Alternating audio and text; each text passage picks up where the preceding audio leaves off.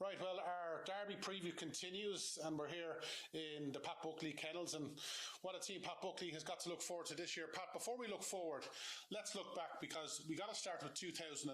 We see the winning jacket behind us. College Causeway, what a few weeks, and what a greyhound. Yeah, he was absolutely top class. Yeah, he was super dog, and no matter what he did in front of him, he was able to catch him. You know, he was just a rare talent, probably never be seen again.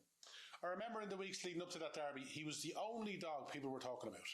Yeah, I suppose when he broke record in the first round, 29-21, they said, oh, he's peaking too soon and he has to go back. And everything hit him. Every dog that hit off me just got better and better, and he was able to weave his way through traffic. And he was a great crowd pleaser, but very genuine dog, and got the job done. You mentioned that the first night he done the clock. 7 nights later, he came from an impossible position, not just to qualify. He somehow managed to get up and win. Yeah, he was just pressure fresh air. He had an unbelievable turn of foot, and the faster they went to the third bend, the better the race suited him, because he was able to track him into the third. It was, if he was 6 behind anything, I'd say if he was in training today, even today, they wouldn't the dog live with him. You mentioned 6 behind. We all remember that night. Oran Classic led them a merry dance down the back, but as soon as he got loose, and everybody loves the commentary of Michael Fortune that night, as soon as he got loose, we sort of all knew what was coming. Yeah, I suppose Michael Fortune, he was his favourite dog, and he was ringing me every Sunday morning, how is he? And that was the big lad, he'd say. You know, he was a fan of him, and it was a brilliant commentary. He made the commentary made the whole derby, because it's... they played it in Australia, they played everywhere. That commentary is probably one of the greatest commentaries of all times. And away to go. This number 4, Catterson Legend. 2 on the inside, gets a flyer. Oran Classic. 3, Fate Point Madness going up well. He's in second. And around the corner is number 2 out front, Oran Classic. From 3, Fate Point. There goes 4, Catterson Legend with a huge run down the back. And here comes the Causeway. But out front it's Oran Classic. The Causeway moves into second. He's 4 lengths down. The third bend is 2, Oran Classic. But the Causeway is flying in second off the final bend. And here comes the Causeway up the straight. College Causeway wins the Derby. A magnificent performance. He came from nowhere. He's undoubtedly the greatest dog we've seen in years. College Causeway has roared his way into the record books. A fantastic performance from College Causeway wins the Derby for Mike and Vincent McKenna and trainer Pat Buckley. And what a roar there was as he launched that challenge into that third bend. That, folks, was quite sensational. And it took you, 15 or 20 minutes to get to the infield that night? Yeah, I got to the infield and I couldn't get in, because seemingly the security was a new security lad on, and he wouldn't let me in, because I said, Pat Buckley, no, he said you couldn't be. Everybody else said that as well, so he left me outside. Yeah, what a dog. And you know, you can't get any better than winning the Irish Derby. It was naturally enough that was the end of the day then. Yeah, there was no better feeling than winning the Irish Derby. It was going to win any derby, but the Irish Derby was special, I suppose.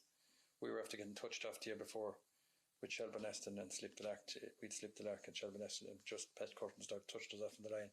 So that was a hard pill to swallow, and we thought we'd never win it then. Then College came back and won it for us. And he was great, and it was a great feeling. Yeah, you've read my mind, because the year before, College Causeway actually got to a semi-final of the Irish Derby, but that year was all about Slip the Lark for you, and you went from, looking as though you were going to bag your first Derby to be nailed on the line. Yeah, he belonged to Keith Odds, he was a great dog, but he just didn't get home. I bought him bought him out of the national sprint.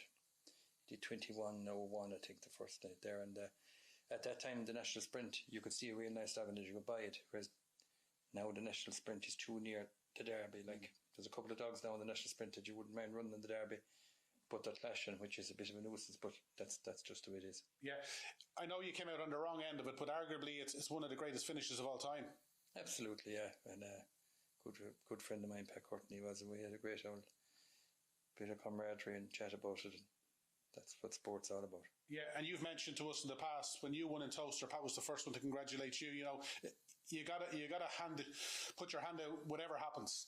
Oh, absolutely. We were great friends, and Curtin, there was only one Curtin, and he was some character, a big man, and he's a great loss to the industry. Yeah, absolutely.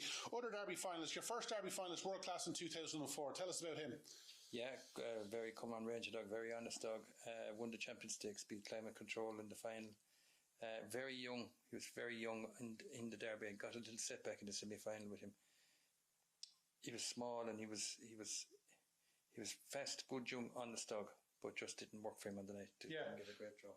Because he won a Champions Stakes, he also got to a Scottish Derby final. He did, yeah. He was a very good dog. He was a very good dog, but he was plagued with metacarpal trouble, and you'd have a job getting him back from one race to another. But you know, if you're lucky, if you drew near the inside, you had a great chance. If you drew wide, then you're struggling. Other Derby finalists include Trey United in 2008, Tullamarine in 2010, and maybe the one that got away, Run Happy. Yeah, Run Happy was, during the week of the Derby final, Blenson Bucker was odds on to win it, and I thought we had a great chance because I knew he was coming at the right time, and we were in 5, and the dog in 4, Brian Jones's brother trained him. He was withdrawn, and I was disappointed when he had that because I just needed him because he was going to move in a little bit, maybe hold up Blenson Bucker.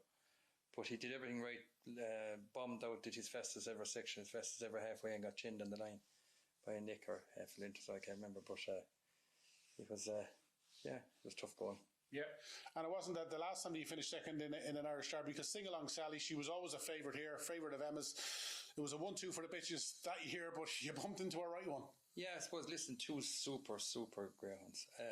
The likes of them bitches will probably never be seen again. I mean, Susie Saffron and Singalong Sally will go down the history books. There's been 2 all-time greats, I think, anyway. But to watch them going down clear of all the dogs that night, and Susie Saffron was awesome on the night, and there was no beating her. But we were delighted. She was only 17 weeks out of the season the night she ran, and in the final. So she proved it after she was done, and she won loads for us. So she was top class. Yeah. You've mentioned to me you've won 36 Classics. That includes a couple of Scottish Derbies. Obviously, you've won an English Derby. You know, it hasn't been a bad CV up to now. No, yeah, listen, you've just keep going. You're only as good as, you're only as good as the dog you have. If you have a good dog, you have a chance. And if you haven't, then you haven't. It's very seldom you win a lucky Derby or lucky ending with a Midland dog. You always have to have the dog. And of all the successes so far, is there one that stands out? I suppose winning the first Ledger with Never Give Up in 04, I'd say, was probably the one that gave us great pleasure because he was an injured dog when we got him, and he won the Champions Stakes in Lifford. Then he came on then and won the Champions Stakes in Shelburne. Paddy Power sponsored the time. And then he won the St. Ledger, but that was our local derby in Limerick at the time, in the old track. That was a great night in 04, but we've had great nights since the Derby was special, and the Scottish Derbies was very good, and the English Derby was absolutely brilliant to win it, but it's a pity the crowd wasn't there because of the COVID, because it would have been a great atmosphere. It was an unusual one to celebrate because there was nobody let in, but we didn't complain. Yeah.